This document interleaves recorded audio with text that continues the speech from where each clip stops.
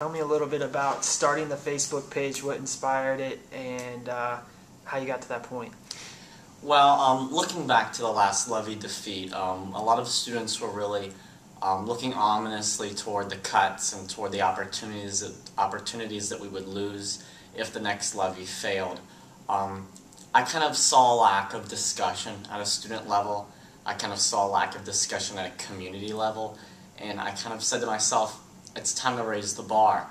So what we did is we started a Facebook group, and the response was phenomenal. And what we really had from students was a desire to do even more than that. And so as we went into the summer, I think our ambitions got bolder and our ideas got stronger, and we started to discuss how can we impact this with the community. Okay, you mentioned you have a big meeting coming up here this week where you guys are going to discuss going door to door and spreading the word about this particular issue. Talk a little bit about that meeting and what you hope to get out of that. Well, we had an original meeting at Lakota West, and one thing we talked about is how could we make a difference with the most people with the least amount of time that we have left before the election day. And the one thing that came up is, of course, door-to-door campaigning. You know, it's retail politics. And one concern that students expressed really was they're nervous about that. You know, they're not sure if they can respond to every issue, you know, button to button, point to point. And so what we said is we should sit down and we should have an intelligent discussion about how to make sure that we are spreading factual information, that we are saying the right points, that we are making our message clear and concise. And that's what this meeting is going to be about. From a personal perspective, talk a little bit about this experience and what it's been like. You know, you're 16 and you have a Facebook page that has 1,200 friends, and you know, it's got to be a neat experience for you to be going through at such a young age. You know, it's really fun from the extent, you know, you feel like you're making a difference in your community.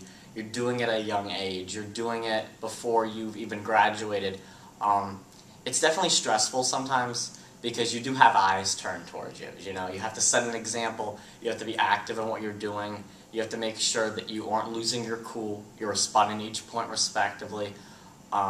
We've definitely had people ask us questions. They're, you know, tough questions, and bring some accusations forward. There were tough accusations, and I think that us as a student body has been very mature on the whole of dealing with those sort of things. Obviously, you have some students who deviate from that. My goal is to make sure that we are respecting everybody, their property, their opinions, and making sure that we can positively make a difference. And from a personal standpoint, it's been a very rewarding experience. You know, John Adams once told his son when he was elected, I'm never going to congratulate someone for becoming president, having attained the office myself. There's some days I definitely feel like that, you know, that volunteering and being part of your community is a lot more than it's cracked up to be, but it's a very rewarding experience. Now, obviously, if the levy does not pass, there's going to be some cuts made. I'm sure you're familiar with that, going to the meetings. What cuts stand out to you, I guess? What do you think the school's going to miss the most? You know, I really think the answer to that question is what the students and what the schools won't miss. At an elementary school level, you see reading specialists slashed. There are kids who are in 3rd and 4th grade who don't know how to read, and they really only learn those skills through special reading specialists who can assist them. At a high school level, I mean, we're looking at really opportunities being cut away from students who can use them the most. I mean, advanced placement classes are one of the first things under the axe.